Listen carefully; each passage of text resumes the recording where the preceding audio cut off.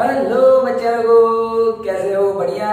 चलिए, मेरा नाम है अलकिस सर फ्रॉम आरत क्लासेस सीडीएम अहमदाबाद। दोस्तों, आज हम 11 साइंस इंग्लिश मीडियम वाले बच्चों के लिए फिजिक्स में जो चैप्टर नंबर 7 है उसका लेक्चर नंबर 6 लेके आए दोस्तों। चलो स्टार्ट करते हैं। टन टन टन टन टन टन देवियो सज्जनों। दोस्तों आज सर क्या लिखा है? 3D 3 डायमेंशन की बात करने वाले हैं। जैसे कि हमने थियरी नंबर 4 में डिस्कशन किया था 2D 2 डायमेंशन, वैसे ही थियरी नंबर 6 में हम डिस्कशन करेंगे 3D के बारे में दोस्तों। ठीक है, ओके।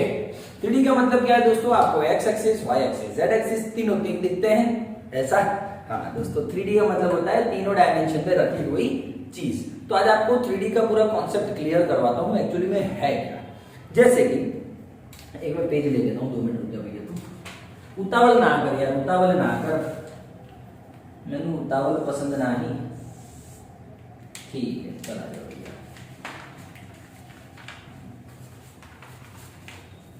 चलो चलो फटाफट फटाफट फटाफट।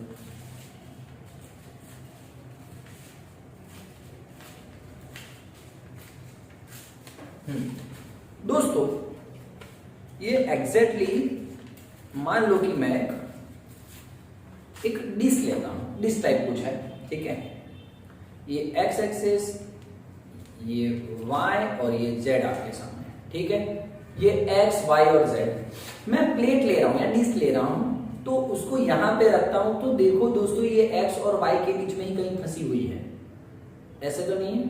ठीक है, ओके। एक्स और वाई के बीच में कहीं फंसी हुई है, ये वाई जेड के बीच में, और ये यहाँ पे रखो तो जेड एक्स के बीच में। मतलब दो एक्सिस की बातें आ रही है। जब प्लेट की बात आ रही है तो दो एक्सिस ही कवर हो रहे हैं। देखो, एक्स एक्सिस और वाई एक्सिस, है ना। मैं यहाँ पे रखता हूं, यहाँ पे ये वाई और जेड कवर हो रहा है, यहाँ पे एक्स और वाई और जेड, और यहाँ पे एक्स और जेड कवर हो रहा है, ठीक है। मैं यही दोस्तों मान ली स्फीयर की बात करता हूं, किसी स्फीयर की बात करता हूं, या टन टन टन टन टन स्फीयर को यहाँ पे रखता हूं। तो दोस्तों देख लो, आप आपके हिसाब से देख लो, तीनों तीन कवर हो रहे हैं दोस्तों। देखो, स्फीयर एक्स एक्सिस पे भी कहीं है, ये रहा, वाई एक्सिस पे भी कहीं है, और जेड एक्सिस पे भी कहीं है, ठीक है। तो ये क्या हो रहा है दोस्तों? स्फीयर 3D रोकता है, स्फीयर 3D। तो इसलिए दोस्तों अब जब भी स्फीयर की बातें करेंगे हम आगे जाके लेक्चर में, तो स्फीयर का हम क्या करेंगे? 3D में बात करेंगे, ठीक है। तो स्टार्ट करें दोस्तों। तो मैं एक ऐसा सिस्टम लेने वाला हूं, एन पार्टिकल का सिस्टम, कुछ भी बोल दो। सिस्टम दो प्रकार के हैं, पार्टिकल का सिस्टम और रिजिड बॉडी। दो प्रकार का सिस्टम है ना। स्टार्टिंग में लेक्चर 1 में मैंने लिया था, एक डंडी लिया था, या तो बोला था आपको डस्टर भी सिस्टम है, और 3 छोटे छोटे पार्टिकल लो, वो भी सिस्टम ही है, उसका भी सिस्टम है। वो पॉइंट लाइक सिस्टम है, पॉइंट मास सिस्टम है। और ये दोस्तों रिजिड बॉडी या तो कंटिन्यूअस बॉडी सिस्टम है, ठीक है। हाँ, तो दोस्तों मैं एन पार्टिकल का एक सिस्टम है, उसको 3D में 3 डायमेंशन में सेंटर ऑफ मास फाइंड करने का फॉर्मूला डिराइव करने वाले हैं हम, ठीक है। तो स्टार्ट करते हैं दोस्तों, लेट्स स्टार्ट। चलो ओ माही, मैं डायग्राम हल्का फुल्का बना देता हूं। ये दोस्तों जेड एक्सिस एक्चुअली में बाहर की तरफ ऐसे बनाना होता है, लेकिन ऑब्वियसली बन्नी साइड का 3D इसलिए मैंने इसको यहाँ पे बना दिया है, ठीक है। कहीं पे भी ले लो ना यार, मास m1 जो सेंटर से मतलब ओरिजिन से कहीं पे है, कहीं पे मतलब क्या, कहीं मतलब हाँ x1 y1 z1। 2D में याद है आपको, x और y दो ही लिया था, क्योंकि वो x और y एक्सिस में था, प्लेन में था। अब ये जो मास है गोला है, वो स्फीयर है, तो वो x y z तीनों में है, तो x1 y1 z1। दूसरा गोला है,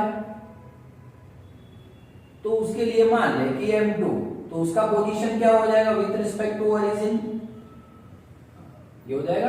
और मान लो n नंबर का गोला है mn, तो xn yn zn दोस्तों, है ना। मैं एक्चुअली में आपको 2D डायग्राम दिख रहा है, तो आपको ऐसा लगेगा कि सर ने मासेस तीनों तीन x और y के बीच में ही बनाए हैं सर, है ना। थोड़े बाहर इमेजिन करना, थोड़े बाहर इमेजिन करना। ये यहाँ पे इमेजिन कर, देख यहाँ पे इमेजिन कर रहा है तो क्या आ रहा है, देख एक्स एक्सिस भी आ रहा है, वाई एक्सिस भी आ रहा है, और जेड एक्सिस भी आ रहा है, ठीक है, थोड़ा बाहर इमेजिन कर, है ना, जैसे 3D चश्मा पहनकर तू जैसे तेरे को थोड़ा बाहर दिखता है कि नहीं? ठीक दोस्तों, एक बार और तुझे रुक जा ओ दिल दीवाने, चलो स्टार्ट करें। तो ये थियरी आपको लिखना है एग्जाम में, मान लो एनसीईआरटी टेक्स्ट बुक में। तो as shown in figure in 3 dimension, a particles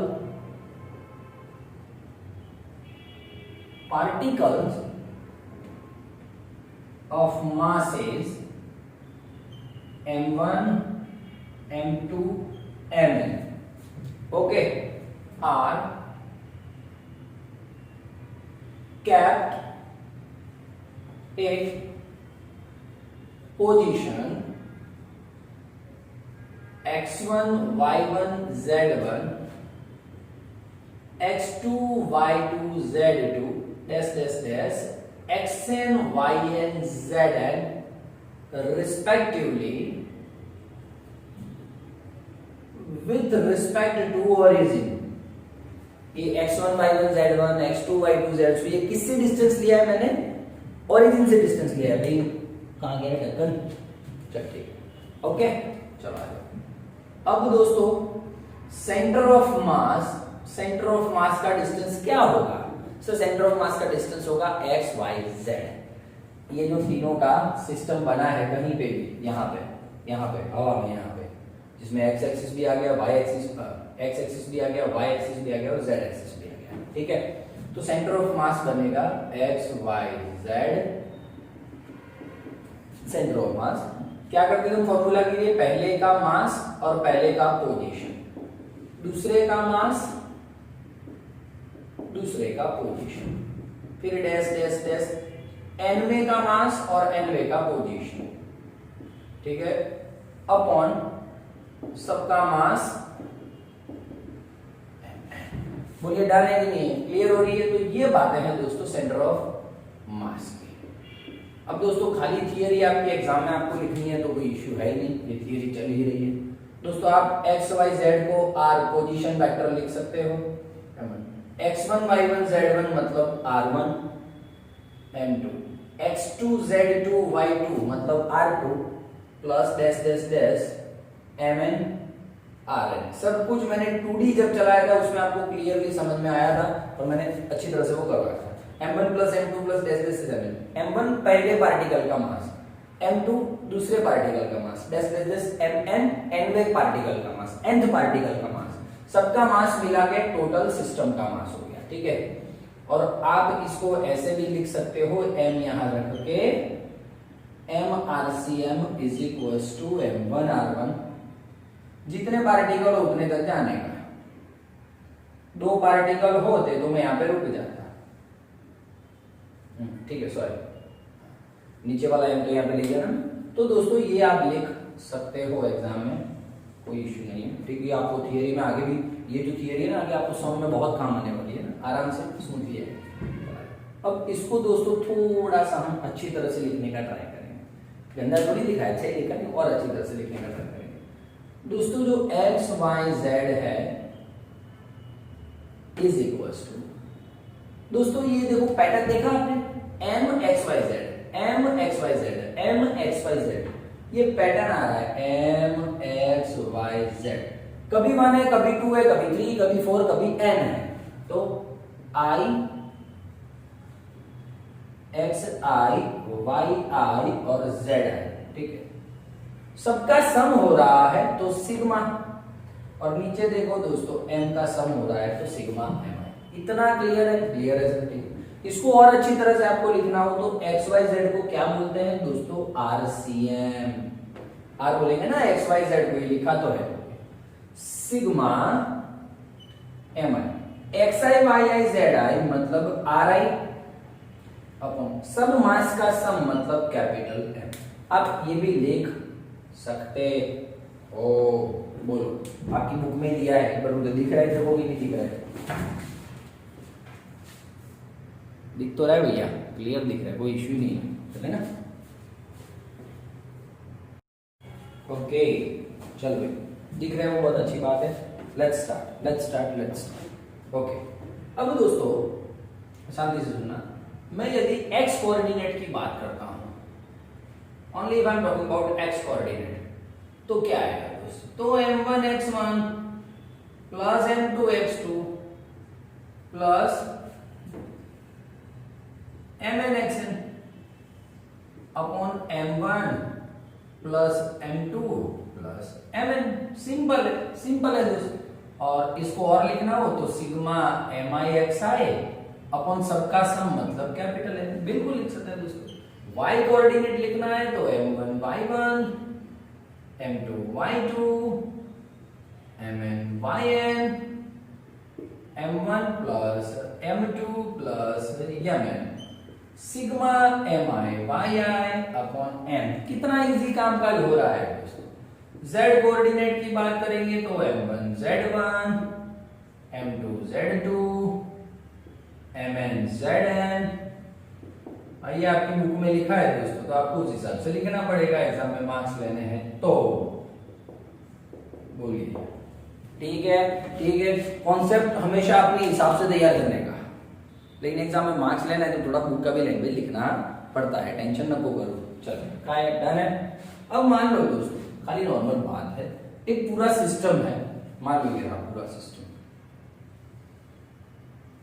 उसको ऐसे रखा है मैंने, पूरा एक स्फीयर है, चलो एक गोला है, उसको ऐसे रखा होगा तो उसका सेंटर ऑफ मास कहां पे होगा? ओरिजिन पे होगा। तो मान लो कि कोई स्फीयर में ऐसे रखता हूं कि जिसका सेंटर ऑफ मास ओरिजिन पे हो।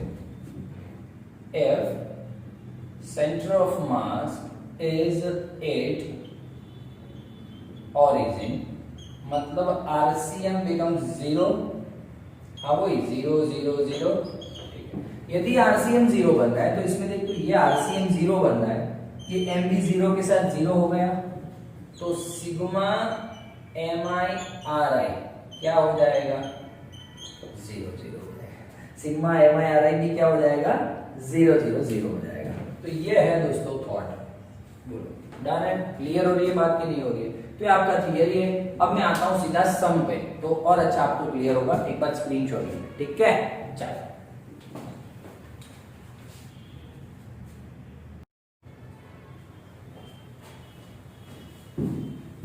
चल भाई, अच्छे वाले तगड़े वाले सम ले लेता हूं तो तुझे अच्छा ख्याल आएगा, मतलब मैं 3D के बारे में क्या आपको कहना चाहता हूं, ठीक है? चला, दूसरे क्वेश्चन है कि भाई 3 स्फीयर है मेरे पास, there are 3 sphere which are placed, टेढ़ा हो गया क्या? टेढ़ा है पर मेरा है। 3 स्फीयर है which are placed as shown in the figure।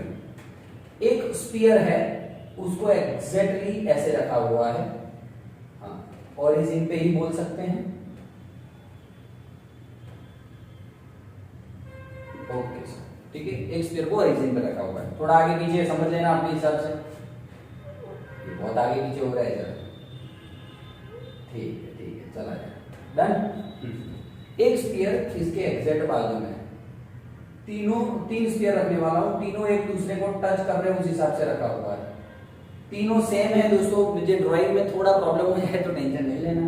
और एक ऐसे कुछ रखा हुआ है।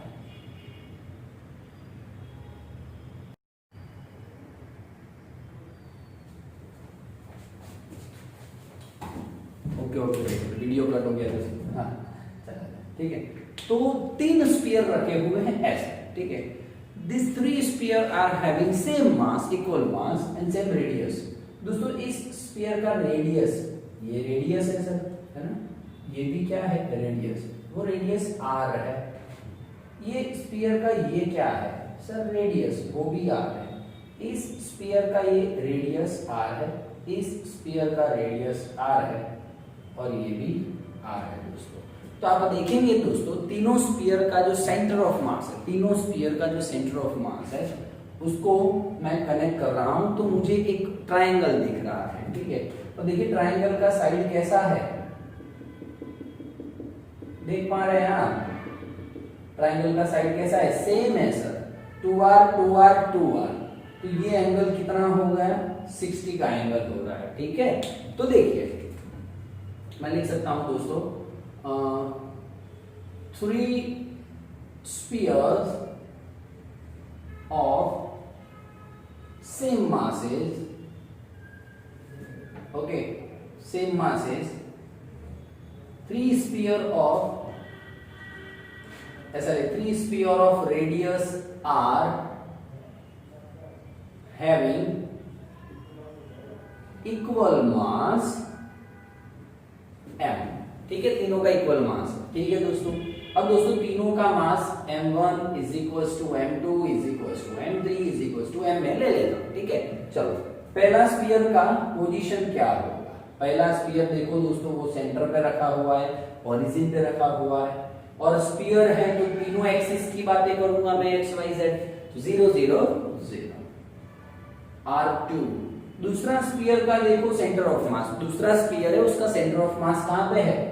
कहां पे? x एक्सिस पे है। ओरिजिन से x एक्सिस पे कितना दूर? r 2r जितना दूर है। हाँ, इसका जो सेंटर ऑफ मास है सेकंड स्फीयर का, वो y एक्सिस पे z एक्सिस पे नहीं है, तो मैंने 0 0 लिख दिया। अब तीसरा वाला, ये तीसरा जो स्फीयर है, ये सर हमको पता है सर, ये हमने पहले भी किया हुआ है। कैसे? आपको ड्राइंग बता देते हैं, ड्राइंग बता देते हैं, यहां पे है तो, और ये 2r है। कुछ याद है? कुछ याद है? यस, 2 डायमेंशन में हमारी बात हुई थी, 2 डायमेंशन में बात हुई थी। क्या बात हुई थी दोस्तों?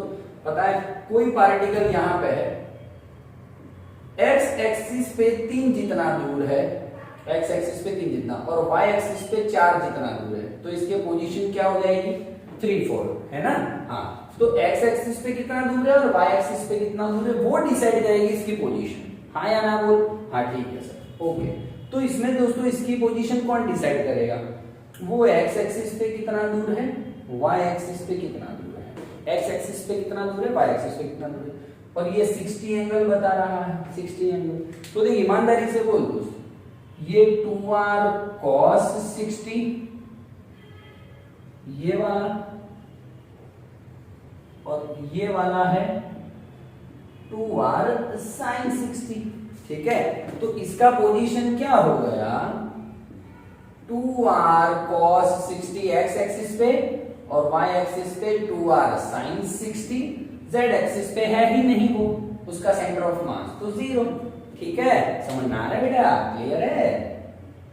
चलिए sir, 2r cos 60 1/2, 2r sin 60 √3/2, 0, 2 2 2 gone, so finally r3 is r √3r and 0। ठीक है, आगे तीनों तीन, कांग्रेचुलेशन एवरीबॉडी।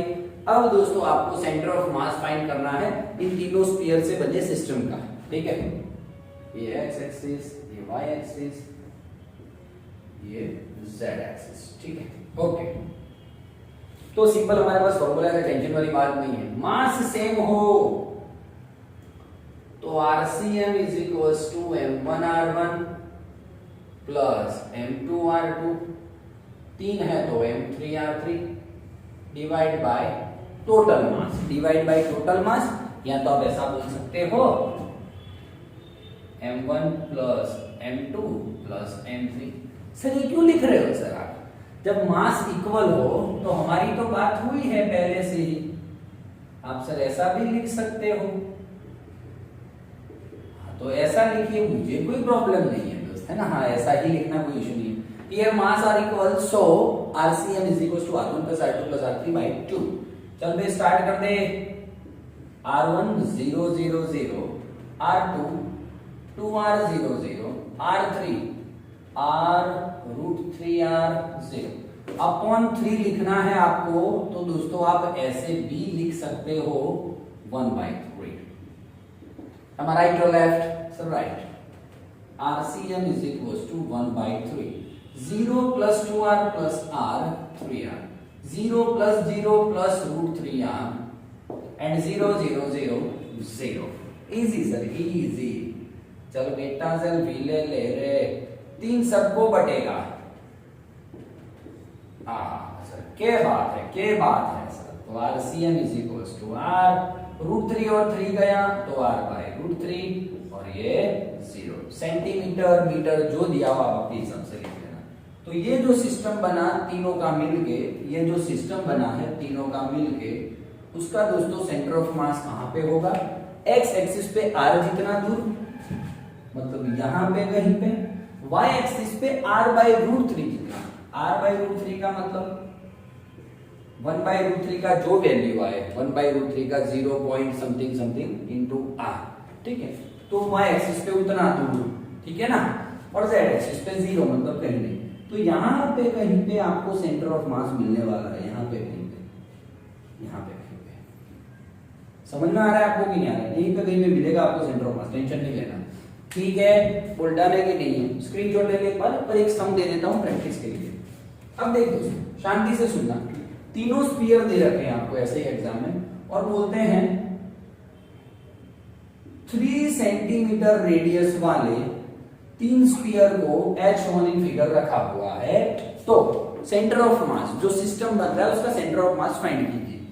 3 मार्क्स में बोलते हैं तो आपको पूरा कागज गिनना करना पड़ेगा।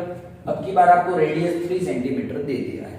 एमसीक्यू में या 1 मार्क में देते हैं दोस्तों तो आपको कुछ नहीं करना है, सीधा आपके पास आंसर है ही, सीधा आंसर है r/√3 इंटू 0। r का वैल्यू आपकी बार 3 दे रखा है, 3/√3 √3 0, सीधा आंसर। बोल क्या बोलता है दोस्तों, क्या बोलता है दोस्तों? समझ में आ रहा है कि नहीं आ रहा है? तो दोस्तों 3 मार्क्स में पूछते हैं और बोलते हैं रेडियस 3, रेडियस 4, रेडियस 5, कुछ भी वैल्यू दिया हो रेडियस का तो आपको ऐसे ही करना है। रेडियस r ही दिया हो तो भी ऐसे ही करना है। लेकिन मान लो 1 मार्क्स में पूछते हैं तो आपके पास फॉर्मूला है RCM का r/√3 इंटू और 0। r है आपका 3, 3/√3 मतलब √3 एंड 0 आपका आंसर, ठीक है। चलिए एक बार स्क्रीनशॉट ले लें, नया एक सम करवा दो।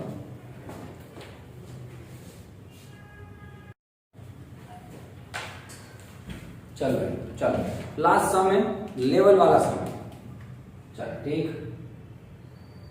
दोस्तों, बुक में ये कहा गया है, ऐसा क्वेश्चन बना है कि भैया एक स्फीयर है बड़ा, ठीक है। पहले मैं आपको ऐसे ही रैंडमली समझा दूं। एक बड़ा सा स्फीयर है, गोला है बड़ा सा, ठीक है। इसको एग्जैक्टली ऐसे रखा हुआ है, ठीक है, एग्जैक्टली ऐसे रखा हुआ है, उसका एक्स एक्सिस और वाई एक्सिस। तो दोस्तों बड़ा गोला है, बड़ा गोला है, आर रेडियस वाला गोला है, ऐसा बोल देता हूं। चलो आर रेडियस वाला बड़ा गोला, बड़ा स्फीयर है, ठीक है।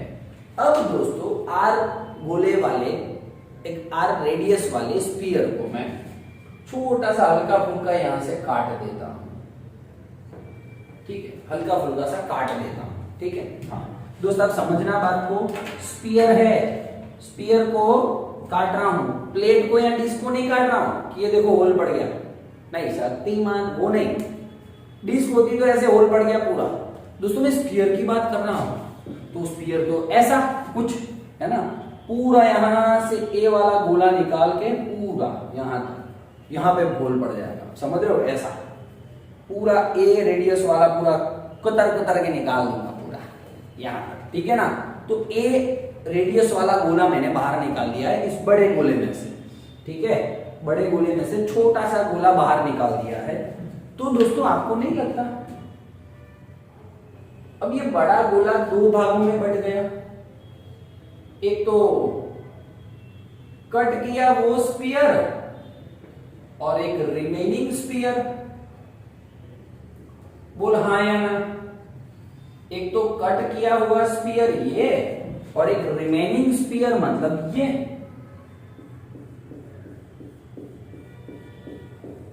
बात समझना, मजा आने वाली है। तो अब की बार मैं बोल सकता हूं दोस्तों कि ये पूरा जो स्फीयर था वो 2 टुकड़ों में बट गया, पहला टुकड़ा कट स्फीयर वाला और दूसरा टुकड़ा ये रिमेनिंग पोर्शन। तो मेरा जो बड़ा स्फीयर मैं ओरिजिन पे रखने वाला हूं, ओरिजिन पे रखने वाला हूं दोस्तों, ये रहा, ठीक है। आर रेडियस वाला स्फीयर है, ओरिजिन पे रखूंगा, इसमें से मैं ए रेडियस, छोटा सा ए है वैसी रेडियस वाला पोर्शन काट दूंगा। ये बचा रेडियस कितना, ए, स्मॉल ए रेडियस, और ये ओरिजिन से कितना दूर है, ओरिजिन से कितना दूर है, बी जितना दूर है। समझना आराम से, बहुत ही मस्त समझाने वाला है, बहुत ही मस्त समझाने वाला, टेंशन नहीं लेना, आ जाए, ठीक है। तो अब देखिए दोस्तों, आपको खिचड़न नहीं करना वैसे, और करना हो तो भी कोई इश्यू नहीं है। ये रहा आपका कट पोर्शन, ये है आपका कट पोर्शन, ये और ये रिमेनिंग पोर्शन। आप यहाँ पे देख पा रहे हो, मैं डायग्राम बिगाड़ूंगा नहीं, ठीक है, पक्का। चलो देख ले, तेरे जैसा कौन हो, ठीक बा, ठीक बा।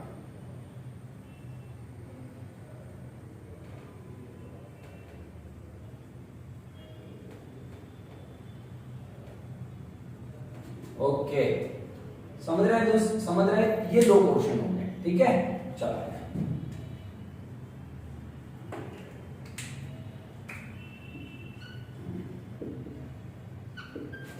तो मैं ये बोल सकता हूं पूरा स्फीयर, बड़ा वाला स्फीयर, बड़ा स्फीयर मतलब कि रेडियस आर वाला, वो दो पोर्शन में बट गया। कट स्फीयर मतलब ए रेडियस वाले स्फीयर में, और दूसरा रिमेनिंग पोर्शन में, ठीक है। ये जो ग्रीन कलर किया है, ऐसा रिमेनिंग पोर्शन में वो बढ़ गया, ठीक है सर, आ जाओ। तो देखो दोस्तों, पूरा सिस्टम दो पार्टिकल्स में बटा हुआ है। पूरे सिस्टम का मास m ले लेता हूं, और ये सिस्टम किससे बना हुआ है, इन दोनों से मिलके बना हुआ है। इसको m1 ले लेता हूं, इसको m2 ले लेता हूं, आराम से चलिए। तो r रेडियस वाला स्फीयर, उसका मास m है, बड़ा है ना, सबसे बड़ा टोटल सिस्टम है, वो पूरा स्फीयर है, वो सिस्टम ही है खुद, सिस्टम का मास बड़ा है।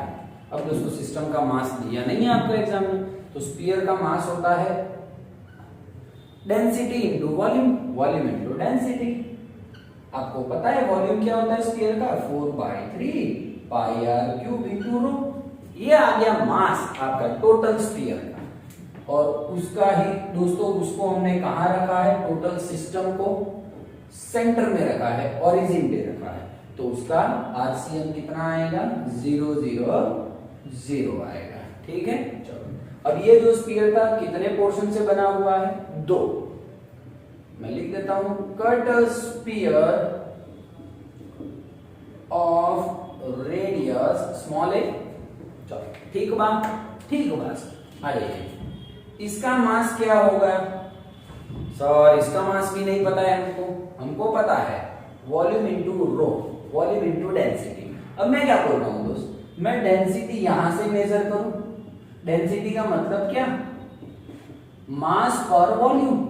1 मीटर क्यूब जितना वॉल्यूम लूं, उसमें मास कितना है, उतना ही मास दोस्त यहाँ पे 1 मीटर क्यूब वॉल्यूम लूं ना, उसमें उतना ही मास होगा इस टुकड़े में भी। मतलब कि सेम डिस्ट्रीब्यूटेड मास है और यूनिफॉर्म डेंसिटी है पूरे गोले का, पूरे स्फीयर का। तो देखो डेंसिटी इसका और इसका सेम ही लिखा है। वॉल्यूम होता है 4/3 into pi, 4/3 into pi into radius का क्यूब। अभी छोटा स्फीयर है, उसका रेडियस तो क्या है, a है, तो a का क्यूब इंटू रो। इसका मास आ गया, इसका पोजीशन क्या आएगा, तो देखो दोस्तों, ये x एक्सिस से कितना दूर है, इतना दूर है, इतना मतलब कितना, b जितना दूर है, तो b 0 0। बहुत ही बढ़िया सर, बहुत ही बढ़िया जा रहे हैं हम, टेंशन नहीं है। अब दोस्तों लास्ट पोर्शन है remaining portion,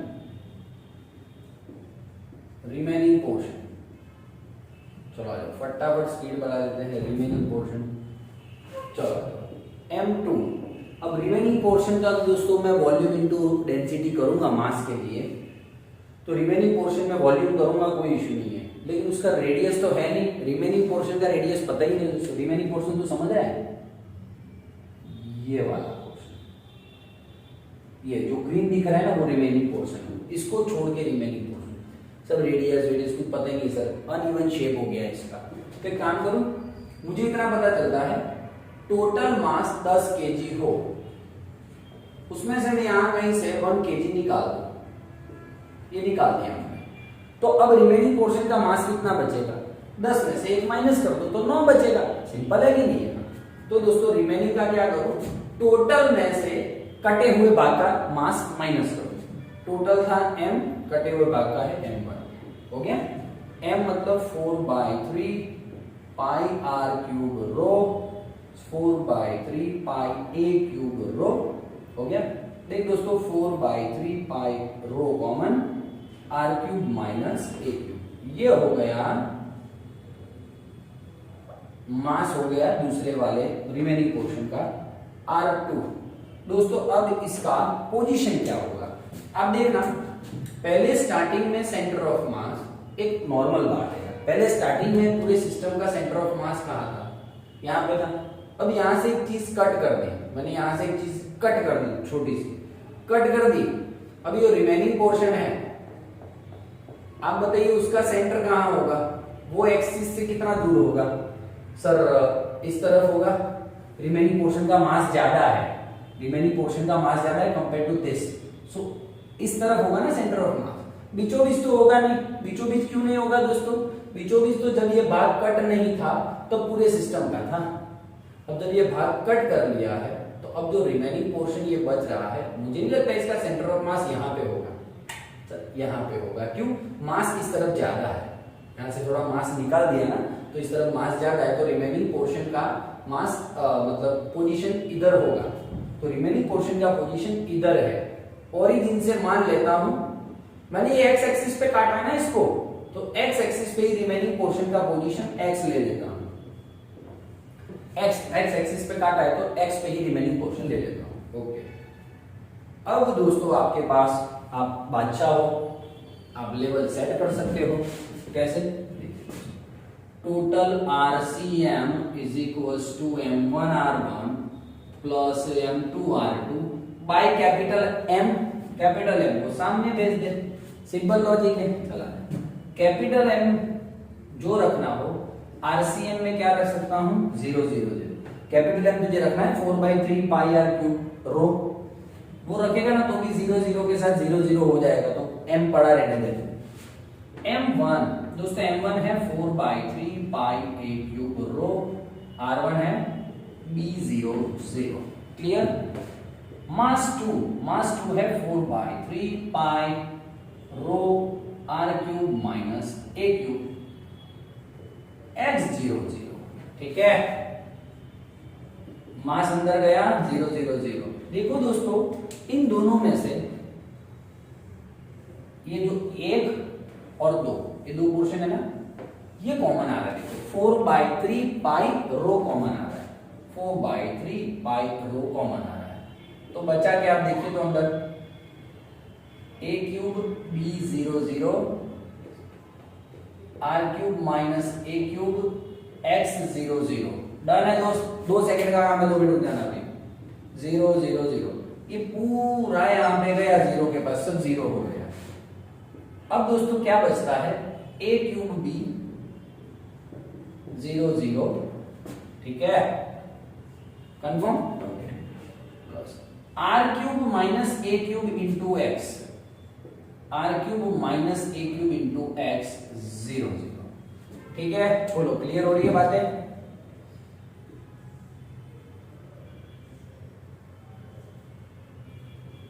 okay sir, okay okay, good good good good.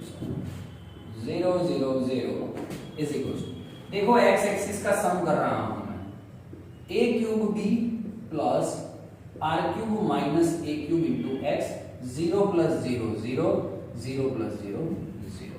इतना इजी काम है दोस्त, है ना। तो दिख रहा है तेरे को कि नहीं दिख रहा है, रुक बस 1 सेकंड रुक जा, खाली लाइव सेट होने वाली थी, लाइव सेट होने वाली है, टेंशन नहीं लेना। चला जाए। अब ये एक्स एक्सिस पे, ये एक्स एक्सिस, दोनों को कंपेयर करेंगे, y axis 0, y axis 0, z axis 0, z axis 0। तो देखो r³ minus a³ into x, ये प्लस a³b है, वो सामने जाएगा तो माइनस a³b हो जाएगा। x is equal to minus a³b upon में r³ minus a³। Oh sir, तो दोस्तों रिमेनिंग पोर्शन का पोजीशन क्या होगा, रिमेनिंग पोर्शन का पोजीशन क्या होगा देख लेना। अरे यार क्या रख रहा हूं यार, देखो दोस्तों मैंने कहा था रिमेनिंग पोर्शन का r2 is equal to x0 0, x का मतलब है minus a³b, r³ minus a³ 0 0। आप देख रहे हो दोस्तों माइनस आ रहा है आंसर में, माइनस क्यों आ रहा है, हाँ रिमेनिंग पोर्शन का सेंटर ऑफ मास यहाँ पे आ जाएगा, ये रहा दोस्तों minus a³b, r³ minus a³ 0 0। समझ में आ रहा है, इस साइड आएगा तो ये ओरिजिन हो तो इस तरफ पॉजिटिव, इस तरफ नेगेटिव, एक्स एक्सिस है ना, तो ये आंसर आ रहा है। बोल कैसा टफ समझा ना दोस्त, तो फिर मजे कर दोस्तों, खाली बस रिदम से वीडियोस देखा कर, उसके नोट्स बनाया कर, it is more than enough for your, मेरे प्रैक्टिस पेपर जो भी था वो सॉल्व करा कर, ठीक है। जी नीट में भी तेरे बहुत सारा काम में आने वाला है ना, और ये बहुत ही टफ सम लिए दोस्तों, मैं आशा करता हूँ आपको समझ में आया होगा। मान लो कि कुछ बच्चों को भी लेवल हाई पड़ता हो, क्योंकि बाहर के सारे सम से समझो, लेकिन जो 3 डायमेंशन के रिलेटेड सम मुझे मैं चलाता हूँ, और बार आपको पता है एनसीईआरटी टेक्स्ट बुक आ गया, आपका थियरी ले लिया, सम आ गए बाहर के, ठीक है, कॉन्सेप्ट आ गया, और इसे भी आपको समझा दिया मैंने, ठीक है। तो दोस्तों बने रहिए वीडियो के साथ, आराध्य क्लासेस के वीडियोस आपको कैसे लगते हैं दोस्तों, बिल्कुल से आप कमेंट बॉक्स में लिख सकते हैं, बिल्कुल शर्माने का नहीं रे, लिखने का, ठीक है। चल thank you very much, bye bye, take care, thank you.